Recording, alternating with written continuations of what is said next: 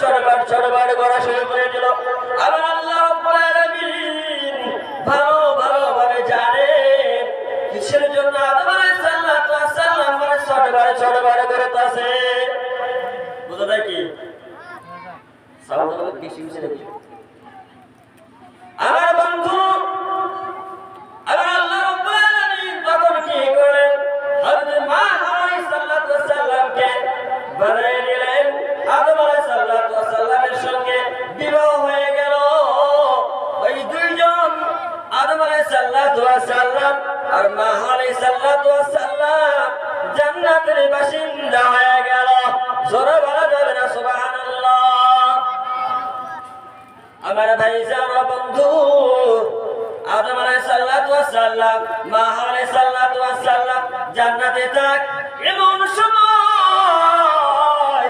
Mister ইবলিস মনে বুদ্ধি করে কি করে আদম আলাইহিস সালামকে জান্নাত থেকে বাইরে করা যায়। শয়তানের মানে বুদ্ধি, কি করে আদম আলাইহিস সালামকে জান্নাত থেকে মানে বাইরে করা যায় এটা প্ল্যান শুরু করে দেব।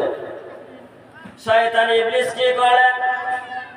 হুজুরের গঠন সাজিয়া, মানব রূপে হুজুরের গঠন সাজিয়া টুপি জুব্বাদারি পিন্দে মিস্টার ইবলিস জান্নাতের মধ্যে ঢুকে গেলেন।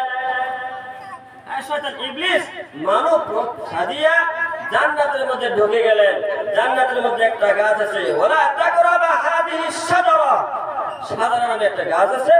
ওই গাছের নিচে বসে গেলেন। হযরত আদম আলাইহিস সালাম ঘুম পাড়তেছে। এমন সময় হযরত মা আলাইহিস সালাম ওই গাছের তল দিয়ে মানে রওনা হলেন। মিস্টার ইবলিস ওই গাছের তলে বসে গুনগুন করে আর কি যেন বলে আর কান্দে। হযরত মা আলাইহিস সালাম ওই মিস্টার ইবলিসের নিকটে যেয়ে বসলেন, যেয়ে জিজ্ঞাসা করলেন, কেন বাবা তুমি কান্দো? কেন, কিসের জন্য কান্দো?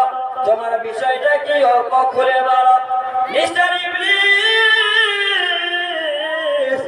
বলতেছে, মা তোমাকে আমি বলতে পারি যদি আপনি আমার ওসিয়ত গুলাকে মেনে নেন। এবার মা আলাইহিস সালাম মায়ের মনটা কিন্তু নরম, দুই একটা কথা বলছে খুশ করে বলতে, ঠিক না ভাই? আমার ভাইজান হযরত মা আলাইহিস সালাম অল্প কথাই বুঝে গেলেন। ঠিক আছে, তোমার ওসিয়ত মানা হবো। বলো তোমার কি ওসিয়ত? শয়তান ইবলিস বলতেছে, মা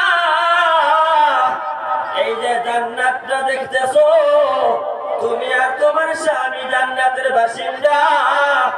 তুমি যদি এই ফলটাকে খাও, এর থেকে 10 গুণ বড় জান্নাত দুনিয়ার মধ্যে পেয়ে যাওয়া। জোরে বলা যাবে না নাউজুবিল্লাহ। এটা কি জান্নাত? এর থেকে তুমি বড় জান্নাত পৃথিবীর জমিনের মধ্যে পাবা। মেয়ে মানুষের তো লোভটা আরো বেশি। পুরুষের যেরকম আমাদের লোভ, তার থেকে মেয়ে মানুষের আরো বেশি। নরম হয়ে গেলেন। হযরত মা আলাইহিস সালাম শয়তান ইবলিসকে বললেন, তারে কি করতে হবে? শয়তান ইবলিস বলতেছে, বন্ধু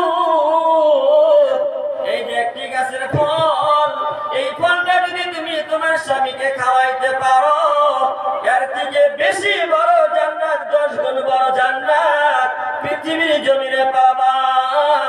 এবার মা আলাইহিস সালাম বলতেছে, ও তুমি কেন শুনে নাও। মা আলাইহিস সালাম বললেন, এই ফলটা তো আমার স্বামী কখনো খাবে না।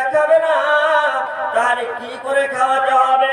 সকালবেলা যখন হযরত আদম আলাইহিস সালাম ঘুম থেকে উঠবে, এই ফলটাকে জুস বানায়, এই ফলটাকে শরবত বানায়, এই ফলটাকে পেয়ালা বানায় তোমার স্বামীর সম্মুখে ধরবা, যাতে করে জুস মনে করে, শরবত মনে করে তোমার স্বামী পান করবে। বুদ্ধি করে দিল আমার ভাইজান বাবাজিরা। এবার হযরত মা আলাইহিস সালাম সাল্লাম কি করলেন? জুস বানায় নিয়ে গেলেন। হযরত আদম আলাইহিস সালাম